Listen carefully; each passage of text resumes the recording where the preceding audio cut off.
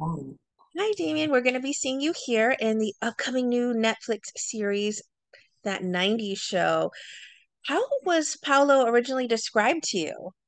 the way I got it was like, without spoiling anything. I mean, so Paolo, there's another very well-known Hispanic character on the show, and so I didn't get that much information about it.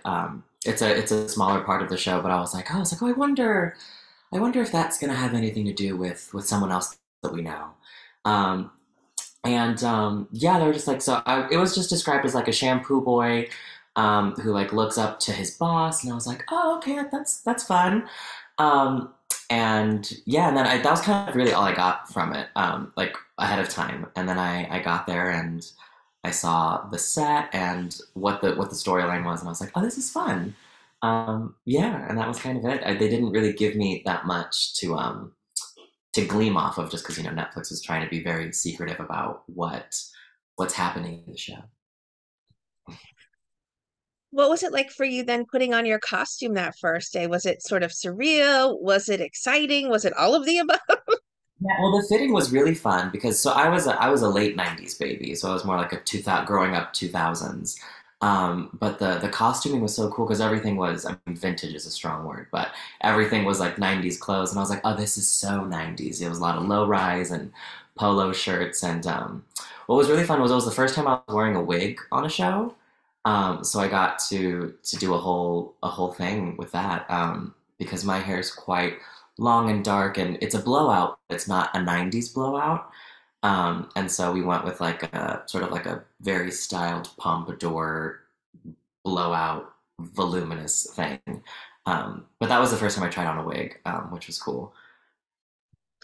Were you excited to share a scene or scenes with anyone in particular from the cast? Oh yeah, well, so I before I was an actor, I worked in television, sort of on the crew side, and I had come into contact with Wilmer through that way. And when I got on the day, they're slapping that little wig on, and he very politely came over and he was just like, "Hey, thank you so much." And I was just like, "No," I was like, "How's your mom?" And he was like, "What are you talking about?" And I was just like, "We met on that other show." And he was just like, "Oh my God, we did. She's good." And I was like, "Okay, great." And then everybody else was like, "How do you know his mom?" And then we went down to set, and it was kind of like the whispers. They're just like, somehow this person knows his mom. Um, and so that was fun. But Wilmer was great. He was super gracious. And, the show's not really about me in particular, but he was very generous with like, now, did we get Damien's coverage? Is he good? And I was like, oh, thank you. So I don't know how much was going to make it in, but he was it was a great time to spend time with him. My goodness, that must make you feel super validated and very fun for you that you got to be a part of such an iconic series, and that Wilmer, took the time to really focus on you and make sure that you were covered as well. Yeah, I think it's because I mean, even coming up in the industry now, it's very particular, for Hispanic talent in particular. And so I can only imagine what he was going through back when they were filming the original. So I just felt like it was, I don't know, not to speak for him, but like saying like his way of making sure that he's paying it forward now that he has a name and power behind him. It was really generous. Well, I know that you mentioned you're not the full focus of this series, but were there episodes or memorable moments you had from filming that 90s show? Yeah, so I'm in episode 3, and it's a scene with Fez and Kitty. So I got to meet her. She was amazing, and she's a producer on the show too. So it was really interesting to see her wear so many different hats, at the same time, which was cool because it was she was just amazing with like how fast she could switch out of character into like, okay, did we get it? What do we need to work on? Are we sure that we have all the things? And even before in the makeup chair, she was also like approving looks and wigs and stuff. And we had a short conversation about the hairstyle that I was wearing, and making sure that it was appropriate for the character, and that it wasn't just a perfect television hairstyle, because my character sort of looks up to Wilmer's character, and so it's not quite Wilmer's hairstyle, but it's Paolo's interpretation of what it'll be to be Fez. So yeah, that was fun. It was the scene that I was in was with it was Wilmer and Kitty, and it's the sort of the catch up scene that like lets you know what's been happening for the last 20 years. Oh. And so yeah, and it was fun. I got to play with people's hair and do a bunch of stuff, and I was like, oh, so that's what's been going on. Okay, great. Yeah. What does it mean to you to be a part of such an iconic series that like that 90s show, which is a part of that 70s show lineage? Yeah, well, I remember growing up watching that '70s show, and maybe not. I don't think I had the vocabulary at the time to be like, "Oh, wow, Fez is such a representation." But looking back on it now, um, he Wilmer was and was really a trailblazer in that space, and like in multi-camera comedies and sitcoms. Um, and so I just feel really humbled that I got to be a part of it, even in a small way, but also just grateful that we're so far past what it used to be, and the storylines that that I had heard of because I wasn't in those. But the storylines that they're telling this time around and the diversity that the show has this time around really just does feel like a continuation and not just like a random reboot for no reason. Um, so that was exciting, and it was my first time working with Netflix, and I got lucky enough to book a different Netflix show not too long after filming this one, and so it was nice. It felt like a nice uh, trial run for what ended up being glamorous because I was like, oh, I know the Netflix people now. I was like, I've been on the lot. Yeah. You're a part of social media. Are you excited for people to get to watch the series and then message you and tell you all about what they thought of the episodes and you being a part of this series? Oh, absolutely. I love. I was watching. What was I watching recently? You know how Netflix has their YouTube channel, like Still Watching, and how they like sort of. Yeah, so I was watching the Still Watching, and it was the Trixie and Katya thing where they react to the shows. And I was because when you're filming, you kind of forget that people are gonna watch it at some point. Like when we it was like when we were filming with Wilmer, I was like, oh, this is just so cool. And then after I wrapped, I was like, oh, someone's gonna watch that. And then it was the same thing when we went on to Glamorous, because we were in Toronto for like months. And it just kind of felt like you're doing a thing and you forget that you're actually making something. Especially because like when you're an actor, it's just like you film things for fun or you like write things for fun and then you just kind of leave it off to the wayside.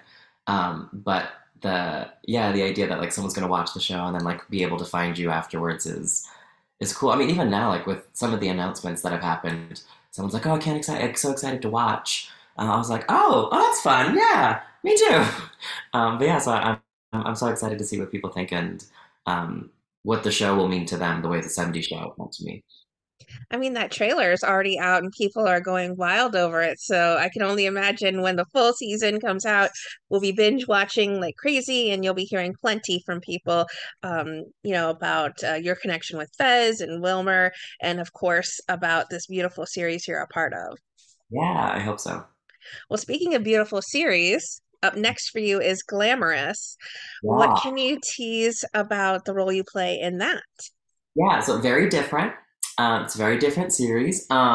So Glamorous is sort of like an office drama, probably more dramedy, but office drama about a non-binary character played by Miss Benny, and they get like sort of the opportunity of a lifetime working for a makeup mogul, which is Kim Cattrall.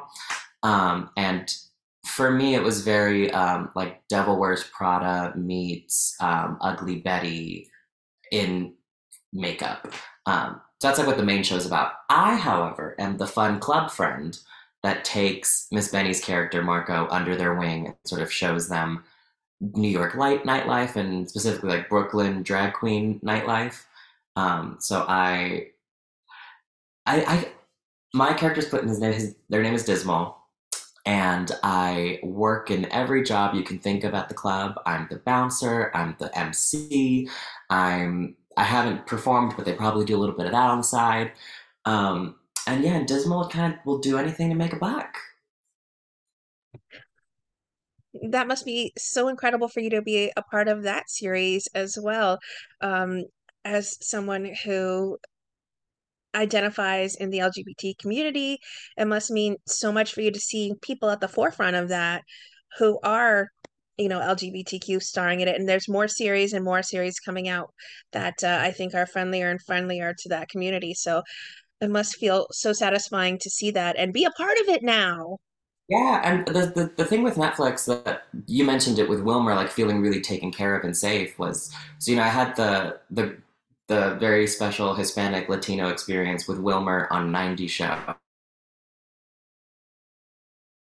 but then the LGBT experience on Glamorous was, I mean, our writers, our executives, our studio executives, our Netflix executives, our casting executives. There was someone a part of the community the entire step of the way, which just felt very safe and special. And after we wrapped, it was kind of like coming to terms with like I was like, oh, like this is such a unique, environment that I'm so lucky to be a part of. Where it makes me think of like people who've like only like women who've only ever worked with female directors, like that safety in that space. And I don't know, I hope it becomes, and it's becoming more of a norm than like a standout situation. But yeah, it was, to be able to go to work and just feel really comfortable and safe and know that, everyone's sort of on the same team, in a way, and rooting for everyone to succeed. And also with a show like Glamorous, like I'm not the only non-binary character on the show. So it alleviates that pressure of having to be a monolithic representation of everybody. You're not the one person carrying the torch for the community. Yeah, and I think there's a lot of that in the show. Like there's, several LGBT storylines, so it's not like one has to be perfect. So yeah, I don't know. I'm really excited. I'm excited for people to watch the show and see things. And Kim is phenomenal in it. And there's other shows that she chose not to be a part of. So I'm excited that people get to see what she decided to invest her time in.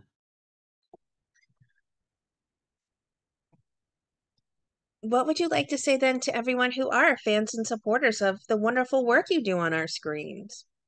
Oh, I don't know. I'm excited for them to know that I don't know, it's getting better. I don't know. I've had a great experience in Hollywood personally. I know that the successes I've had have come off the really hard work of the backs of people before me. But I'd want people like contemplating getting into the industry or scared of what they might encounter into the industry. Like it's the best time to be in it so far, historically. And there's just so many complex roles and people that represent real people, like not just a perfect assistant or, a sassy back talking best friend or something. Like there's, I don't know, I think complex roles for people a part of the community. And I don't know, I'm just excited to see what they say and hopefully see how they react positively. Um, but yeah, I think I'm just excited to see how this will affect, the next 5 years of storytelling.